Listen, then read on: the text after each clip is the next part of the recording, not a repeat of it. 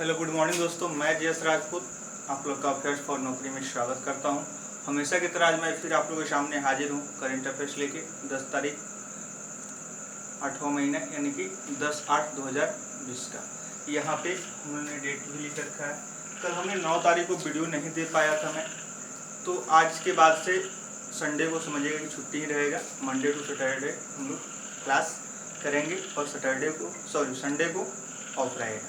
ठीक है, आने वाले महीनों में जब एग्जाम्स वगैरह शुरू होंगे तो संडे को जो भी मैंने 6 दिन में पढ़ाया था, ठीक है, उसका एक क्विज टाइप आयोजन करेंगे गूगल मीट पे या जूम एप्लीकेशन पे। उस पर आप लोग जुड़ने की कोशिश कीजिएगा। उसमें भी टाइम है, अभी शुरू नहीं होगा। ठीक है, जब एग्जाम्स वगैरह शुरू होने के चांसेस होंगे, पीटी वगैरह का एग्जाम बैंक का होगा, उसके बाद इसको शुरू किया जाएगा। तो मतलब ग्रुप डिस्कशन टाइप या कोचिंग वगैरह खुल जाएंगे तो अच्छी बात है। तो आप लोग को सबसे पहले कि मैं बता दूं कि चैनल पे अगर आप नए देख रहे हैं तो चैनल को अगर सब्सक्राइब नहीं किया तो सब्सक्राइब कर दीजिएगा अफेयर्स फॉर नौकरी, और अपने दोस्तों में शेयर कर दीजिएगा। और हाँ, इस सब वीडियो का PDF लेने के लिए आप यूट्यूब चैनल के साथ साथ टेलीग्राम चैनल पर भी जुड़ सकते हैं। अफेयर्स फॉर नौकरी टेलीग्राम चैनल का भी यही नाम है, तो आप लोग जुड़ सकते हैं। ठीक है, तो हम लोग आज बात करने वाले हैं 10 तारीख करेंट अफेयर्स की। तो थोड़ा सा हम लोग 9 के बारे में कुछ डिस्कस कर लें। 9 अगस्त 1945 में 9 अगस्त 1945 में क्या हुआ था? नागासाकी पे बम अटैक हुआ था। ठीक है, नागासाकी पे क्या हुआ था? एटम बम से हमला हुआ था। नागासाकी कहाँ है? जापान का एक शहर है। ठीक है, और 9 अगस्त 1942 को भारत छोड़ो आंदोलन यानी क्विट इंडिया मूवमेंट की भी शुरुआत 9 अगस्त 1942 को हुई थी। इसके 78 साल हो गए और इसके 75 साल हो गए। ठीक है, तो यहाँ से याद रखिएगा कि हो सकता है कि आपसे क्वेश्चन पूछा जा सकता है, SSC वगैरह में तो खासकर पूछा जाता है कि भारत छोड़ो आंदोलन कब हुआ था? तो 1942 में हुआ था। और कब? तो 9 अगस्त को डेट भी याद रखिएगा। और नागासाकी पे बम विस्फोट कब हुआ था? 1945 में। इसी के बाद द्वितीय विश्व युद्ध यानी कि सेकेंड वर्ल्ड वार खत्म हुआ था। ठीक है, तो ये तो हो गया हिस्टोरिकल प्लस डेट भी याद रखें। इसको नागासाकी दिवस भी मनाया, इस रूप में मनाया जाता है। चलिए हम लोग नेक्स्ट बात करेंगे। अभी बहुत कोविड का चर्चा चल रहा है, हम लोग कोविड पे चलते हैं। पहले कोविड-19 से संबंधित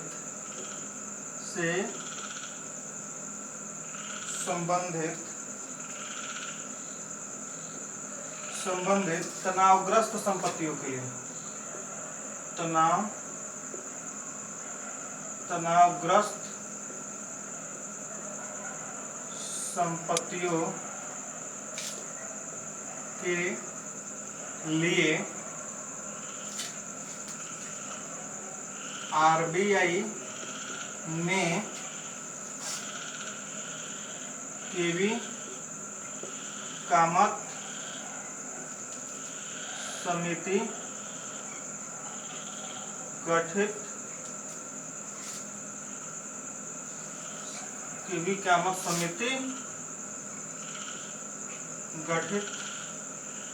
किया है। कहने का मतलब कोविड-19 से संबंधित तनावग्रस्त संपत्तियों यानी कि कोविड-19 से के दौर में यानी कि जो भी बैंक पहले से लोन दे चुके हैं, ये पिछले 6 महीने से क्या हो रहा है, उनका इंस्टॉलमेंट वगैरह भी नहीं आ रहा है, लोग अपने परेशान हैं। तो इससे कैसे निजात पाया जाए, इसको कैसे ओवरकम किया जाए, इसको कैसे कम किया जाए। ठीक है, तो ऐसे तनावग्रस्त परिसंपत्तियों यानी कि बढ़ते हुए, कहने का मतलब कि बढ़ते हुए NPO को कैसे कम किया जाए, इसके लिए किसने? RBI ने क्या समिति का गठन किया है? केवी कामत समिति का गठन किया है। ठीक है, केवी कामत समिति का गठन किया है, या एक समिति गठित किया है जिसके अध्यक्ष कौन होंगे? केवी कामत। ठीक है, NDB के अध्यक्ष थे। एक बात याद रखिएगा, NDB के यानी कि न्यू डेवलपमेंट बैंक के अध्यक्ष थे, जो ब्रिक्स बैंक का एक बैंक, ब्रिक्स ऑर्गेनाइजेशन का जो एक बैंक है, एनडीबी न्यू डेवलपमेंट बैंक, इसके अध्यक्ष हुआ करते थे। इसी साल इनका वहाँ से रिटायरमेंट हो रहा है, ठीक है। तो इसके लिए आरबीआई ने फिर इन्हें क्या किया, तनावग्रस्त परिसंपत्तियों के को निजात पाने के लिए, उसे निपाटन करने के लिए इनको नियुक्त किया। तो यहाँ से क्वेश्चन बनेगा कि एनपीए से निपटने के लिए, तनावग्रस्त संपत्तियों से निपटने के लिए आरबीआई ने कौन सी समिति नियुक्त की है, ये भी क़यामत समिति नियुक्त की है, ठीक है। आरबीआई के हेडक्वार्टर मुंबई में 1935 में इसकी स्थापना हुई थी। एक्ट है 1934 में, और इसके 25वें गवर्नर कौन है, शक्तिकांत दास। चलिए हम लोग आगे चलेंगे, उससे पहले आप लोग दोस्तों में अपने शेयर कर दीजिए। महाराष्ट्र चलते हैं, इसके बाद स्टेट न्यूज की तरफ। महाराष्ट्र सरकार ने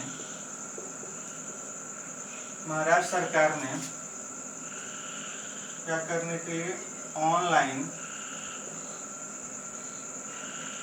शिक्षा के लिए गूगल के साथ समझौता किया है। यानी महाराष्ट्र सरकार ने क्या किया है, ऑनलाइन शिक्षा, यानी कहने का मतलब है कोविड-19 के चलते स्कूल कॉलेज वगैरह नहीं चल रहे हैं, तो जो भी पढ़ाई हो क्या हो, ऑनलाइन के माध्यम से हो, यानी कि घर बैठे पढ़ाई हो जाए। तो इसके लिए क्या किया है महाराष्ट्र सरकार ने, ऑनलाइन के लिए गूगल से समझौता किया है, ठीक है, गूगल से समझौता किया है। चलिए, तो यहाँ याद रखिएगा कि किसने, तो महाराष्ट्र सरकार ने। महाराष्ट्र के मुख्यमंत्री कौन है, उद्धव ठाकरे, और वहाँ के गवर्नर कौन है, भगत सिंह कोश्यारी। ऐसे भी महाराष्ट्र बहुत ज़्यादा न्यूज में है सुशांत सिंह के हत्या के बाद। चलिए बात करेंगे हम लोग पीएनबी हाउसिंग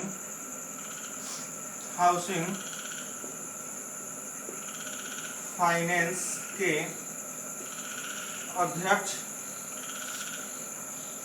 अध्यक्ष नहीं, एमडी एंड सीईओ हैं, के एमडी एंड सीईओ कौन बने, हरदयाल प्रसाद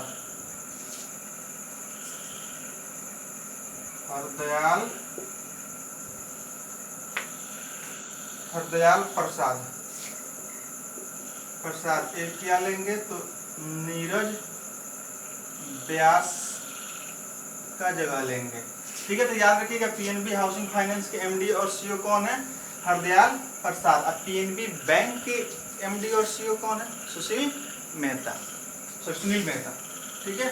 जब पीएनबी बैंक की बात आएगी तो सुनील मेहता, ठीक है।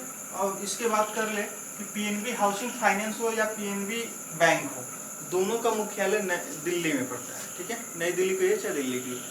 उसके बाद बात करेंगे हम लोग कि पीएनबी हाउसिंग का टैगलाइन है, लिख देता हूँ, पीएनबी HOUSING हाउसिंग का टैगलाइन क्या है, घर की बात। आप लोग के लिए है पीएनबी बैंक का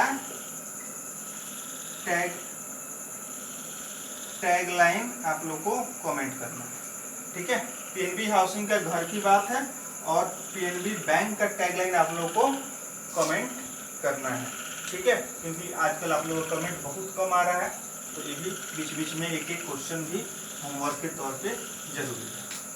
आई बात समझ में, चलिए पीएनबी बैंक का टैगलाइन आपको कमेंट बॉक्स में कमेंट करके बताना है, और भी कब, जब एक प्राइमर हो रहा होगा 8 बजे तक। चलिए अब बात करेंगे सीआरपीएफ यानी कि सेंट्रल रिजर्व पुलिस फोर्स के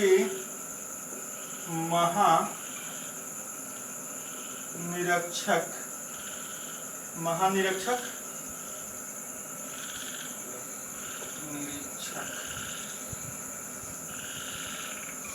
महानिरीक्षक कौन बने हैं? पीसी रानी पसे, पीसी रानी पसे, याद रखिएगा नाम को। सीआरपीएफ के महानिरीक्षक किनको नियुक्त किया गया है? पीसी रानी पसे को। ठीक है, पीसी रानी पसे को क्या किया गया है? सीआरपीएफ के महानिदेशक। सीआरपीएफ की स्थापना हुई थी 1939 में। ठीक है, और इसका हेडक्वार्टर नई दिल्ली में। ठीक है, चलिए हम बात करेंगे आगे। दिल्ली सरकार द्वारा, ये बहुत इंपॉर्टेंट क्वेश्चन है, सभी एग्जाम में ये आएगा। दिल्ली सरकार द्वारा इलेक्ट्रिक वाहन इलेक्ट्रिक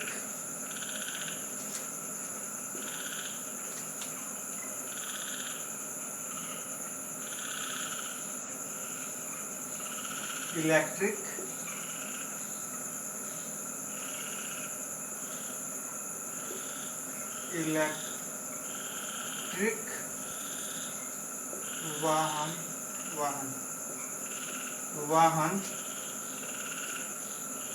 नीति, ठीक है, लॉन्च की गई है।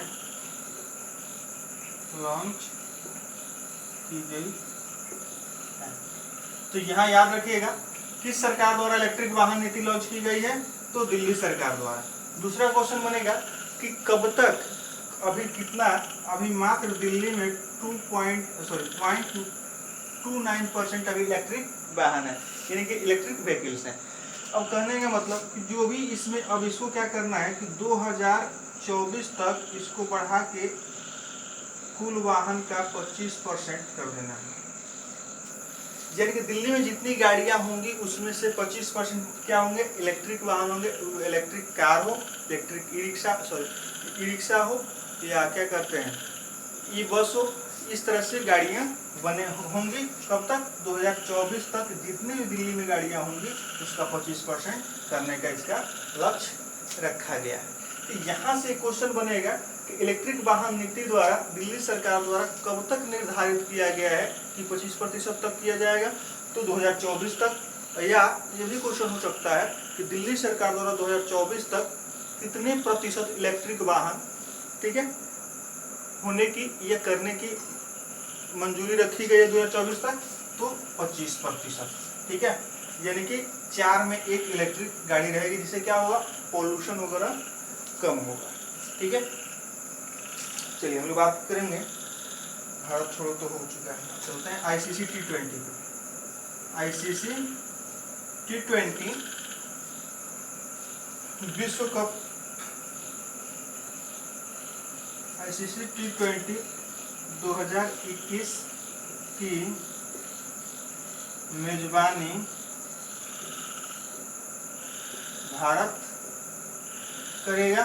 ठीक है, याद रखिएगा आईसीसी T20 2021 की मेजबानी कौन करेगा? भारत करेगा। नेक्स्ट हम लोग बात करेंगे आईसीसी महिला क्रिकेट विश्व कप। आईसीसी महिला क्रिकेट विश्व कप, ठीक है, 2022 न्यूजीलैंड में होगा।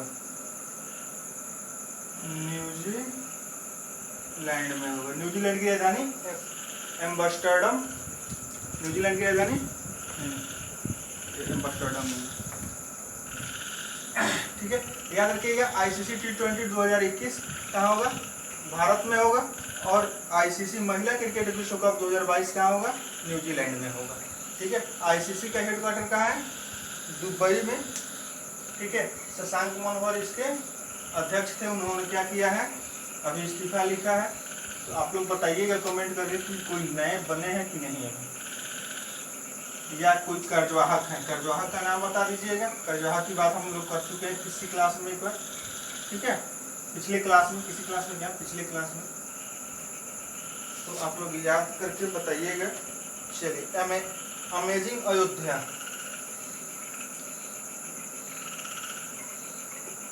अमेजिंग अयोध्या,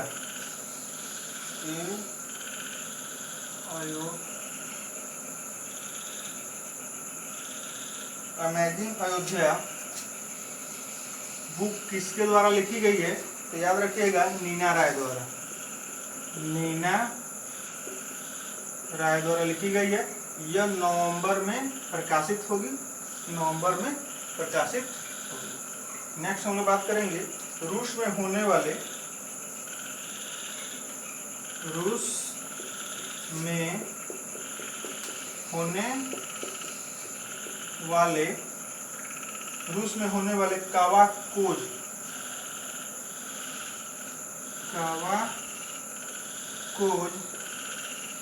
सैन्य अभ्यास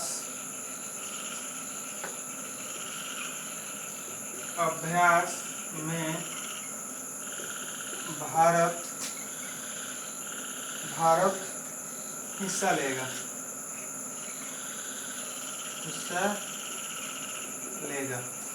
ठीक है। चलिए, यहाँ याद रखिएगा कि रूस में होने वाले कावाकोज सैन्य अभ्यास में क्या लेगा? भारत हिस्सा लेगा, यानी कि भारत उसमें पार्टिसिपेट करेगा। हिस्सा लेने का मतलब ही नहीं कि उसका 10% ये अपने ले लेगा और बाकी 90% रूस को छोड़ देगा, ऐसा नहीं। वो जो सैन्य अभ्यास होगा जिसमें लगभग तीनों सेनाएं, ठीक है, थल सेना, वायुसेना और नौसेना, तीनों सेनाएं सम्मिलित हो रही हैं। तो इसमें बहुत देशों को G20 ग्रुप में बहुत देशों को इनवाइट किया गया था, जिसमें भारत को याद रखिएगा कि भारत पार्टिसिपेट कर रहा है, ठीक है। हमको इसी से मतलब है कि भारत पार्टिसिपेट कर रहा है कि नहीं, ठीक है। तो याद रखिएगा कि क्या कावाकोज सैन्य अभ्यास रशिया में आयोजित किया जा रहा है, जिसमें भारत पार्टिसिपेट कर रहा है, ठीक है। और भारत की तीनों सेनाएं इसमें सम्मिलित होंगी, ठीक है, थल सेना, वायुसेना और जल सेना। इसी के साथ मैं आप लोग से विदा लूँगा, और विदा लेने से पहले फिर से याद दिला दूँ कि अगर आप चैनल पर नए देख रहे हैं तो चैनल को अगर सब्सक्राइब नहीं किए हैं तो सब्सक्राइब कर दीजिएगा, अपने दोस्तों में शेयर कर दीजिएगा। इसी के साथ जय हिंद।